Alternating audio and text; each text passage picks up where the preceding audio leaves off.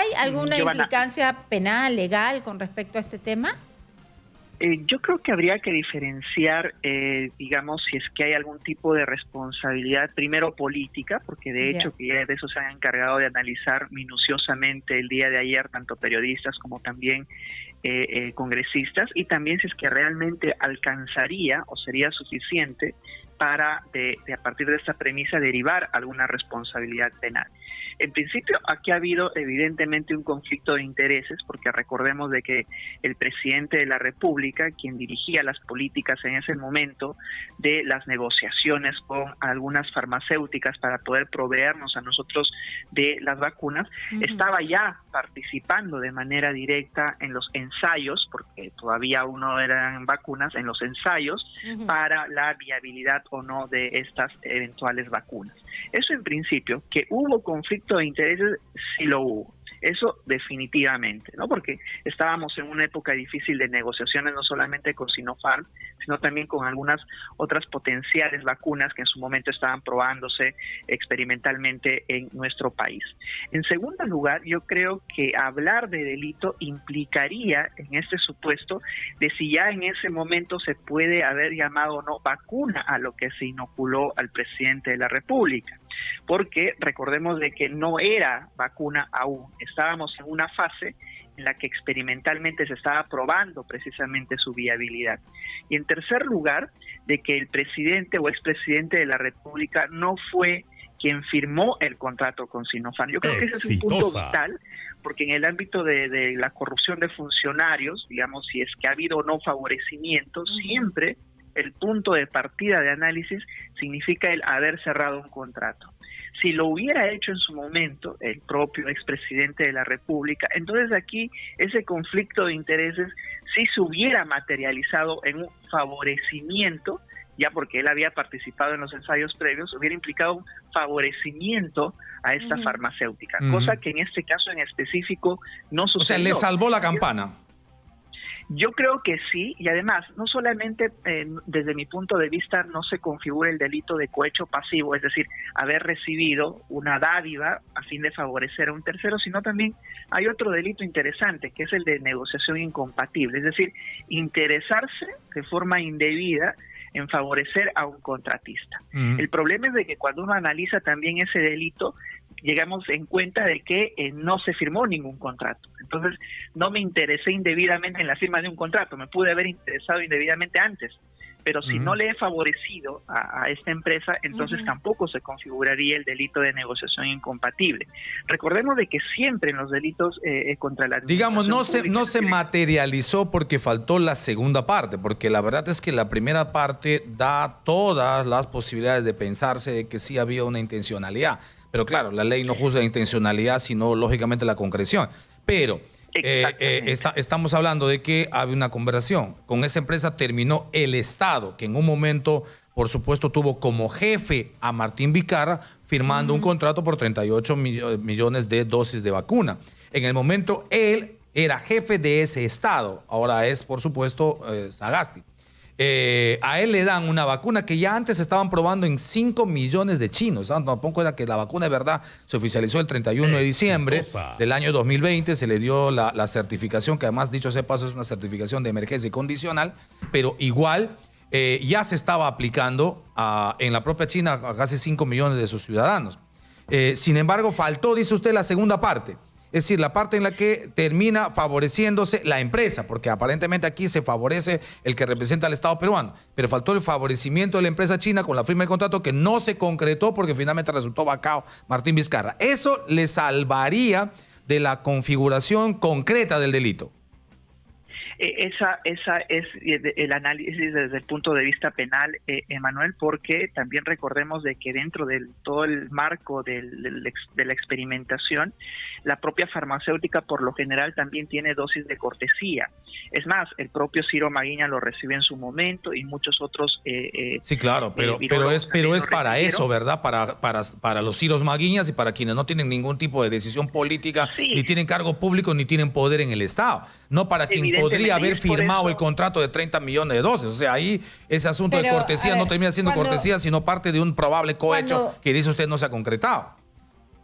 Exacto, y hay que tener en cuenta, Manuel, en este sentido de que evidentemente, pues él, como presidente de la República, él tiene un grado superlativo de obligación de transparencia respecto a los actos que él invoca. Entonces, él debe informar, evidentemente que sí, que estaba participando dentro de esta fase experimental de la viabilidad de la vacuna, pero tampoco es que se llame vacuna en su momento, porque recordemos de que tiene que pasar esta fase experimental para recién en su pero momento... ni tanto así, ¿no? Porque todavía no ha terminado la fase 3 de los ensayos. Todavía no ha terminado y ya se está aplicando como vacuna.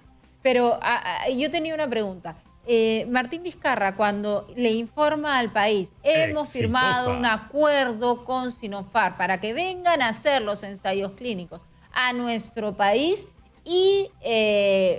por este hecho de que van a hacerlo en nuestro país con voluntarios peruanos, vamos a tener acceso a un mejor precio y mejores condiciones para poder comprar esta vacuna luego. Ese acuerdo no lo firma él, entonces. No, de hecho que el acuerdo como política estatal la dirige el propio presidente de la República, independientemente de si la ha firmado o no. Es él pues quien efectivamente, tal como mencionas, Giovanna, fue quien anunció ello y efectivamente eso se produjo. Pero el hecho de que vengan a experimentar las vacunas no significa de ninguna manera un favorecimiento aún a la propia farmacéutica, ¿no? Es más, recordemos de que nos encontrábamos en medio de una pandemia y no hay que perder de vista ese contexto, ¿no? Estar en una pandemia implica hacer todos los esfuerzos posibles, no solamente para que venga Sinopharm, sino también... Claro, pero el hecho de que el presidente de la República, que está encabezando además esta relación, estas negociaciones, este acuerdo, pueda sacar algo de ventaja para él recibir esto, que se puede convertir en vacuna en poco tiempo, para que él y su esposa reciban esto, este aprovechamiento de él, ¿no tiene ningún tipo de responsabilidad? Mira, podría tener algún tipo de responsabilidad administrativa o civil, Giovanna, pero cuando hablamos de responsabilidad penal, lo que uno tiene que tener en cuenta, básicamente en temas de contrataciones con el Estado, es cuándo se cerró el contrato, porque es ahí efectivamente donde se va a realizar un desembolso de favorecimiento a la propia empresa.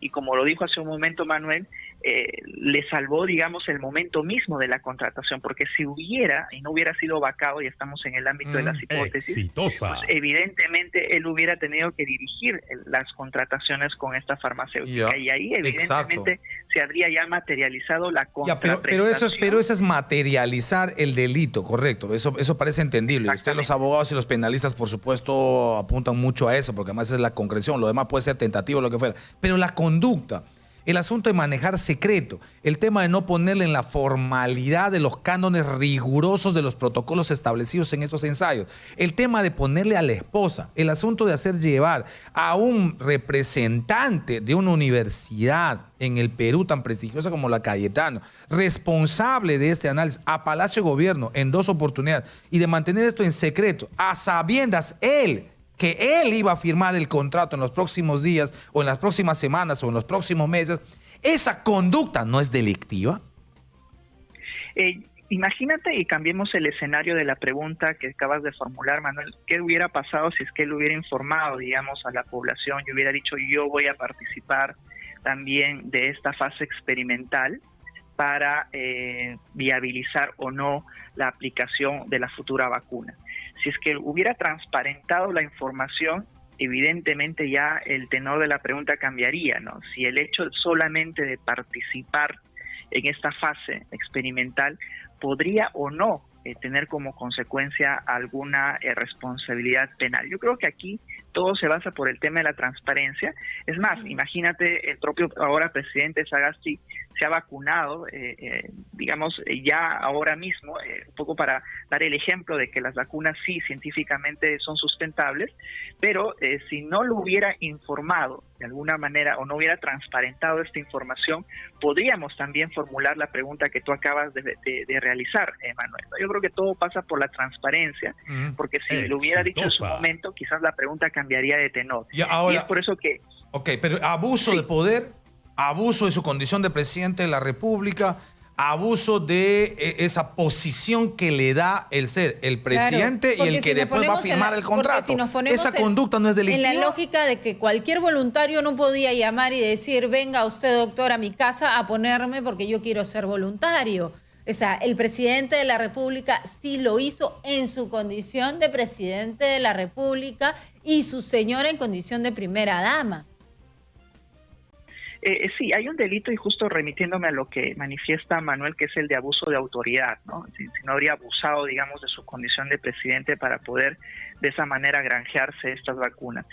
No, porque el delito de abuso de autoridad se circunscribe más bien a la desobediencia o de alguna norma que esté establecida dentro de las conductas o parámetros o competencias del propio funcionario público, ¿no? Aquí no necesariamente se circunscribiría a ello. Ahora bien, yendo al otro punto... Pero sí está sacando ventaja de su posición. Yo no sé cómo se llama, si es eso, por eso le pregunto yo sobre conducta. Yo no sé si eso encuadra en algún artículo de algún ilícito penal en el Código Procesal Penal. Digo, hablo de la conducta. Porque, o sea, ese asunto de recibir la vacuna, de darle a los chinos la vacuna, es porque es el presidente. Es el aprovechamiento de su cargo, no sé cómo se llama, no sé si es abuso de poder, pero es el aprovechamiento de su condición, de ser el máximo representante, del poder que tiene, de la capacidad que tiene, porque es el que va a negociar mañana. Porque si yo le llamo al chinito ese y le digo, yo soy Manuel Rosas, conduzco un programa en Exitosa Perú, mi compañera de trabajo se llama Giovanna Díaz, ponme la vacuna, me va a decir, vete al diablo. O sea, le ponen esa vacuna porque es el presidente, porque es el que representa, porque es el que tiene el poder. O sea, digo, ese aprovechamiento, esa condición no le da no da a esto una conducta delictiva. Lo que es más, incluso un colega suyo establece de que hay un agravante al asunto porque se trata incluso de la pandemia, de la crisis sanitaria, pero hay un agravante porque estamos hablando de una vacuna experimental que ya se estaba aplicando en China al momento, al 2 de octubre, en 5 millones de chinos, porque es un bien escaso y es un bien vital. Es decir, es un bien que en ese momento, mal que bien es verdad, pero te protegía la vida, doctor Carrión. Sí, y respecto al término que estás utilizando, Manuel, del aprovechamiento del cargo, ¿no? Eso perfectamente está dentro de los delitos de corrupción de funcionarios, pero aprovechamiento del cargo para favorecer a la empresa. En este caso, la segunda parte de la pregunta sería si efectivamente el expresidente favoreció con los contratos a esta farmacéutica Sinopharm. Si aprovechándose del cargo, tal como perfectamente tú lo acabas de describir, supo, en base a una contraprestación, favorecer a la empresa. Esa sería la segunda parte que faltaría para la consumación de cualquier delito de corrupción de funcionarios, ¿no? Entiendo de que hay algunas opiniones que sí, digamos, toman en cuenta de que aquí, por la especial posición que él tenía, habría incluso un agravante por ser un bien escaso, pero recordemos de que en su momento, por más cantidad de inoculaciones que hayan habido ya en China o incluso en Perú, pues son no necesariamente todas las personas que quieren acceder a la fase experimental. Sí. La fase experimental, ¿no? Sí. Es más, los propios especialistas son aquellos que a veces tienen que invitar a las personas